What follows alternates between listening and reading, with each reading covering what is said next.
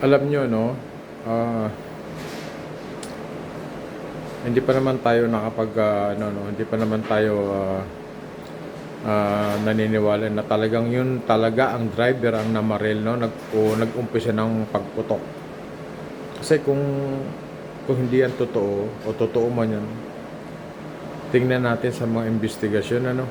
Kasi kung tutuusin, doon sa nabasa natin na interview sa driver mismo, wala daw siyang hawak na baril.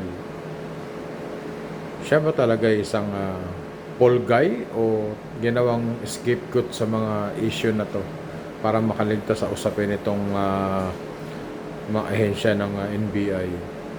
Siya ba talaga inosente o siya ba talaga totoong suspect dito sa pamamaril na to, nagpaputok ng baril?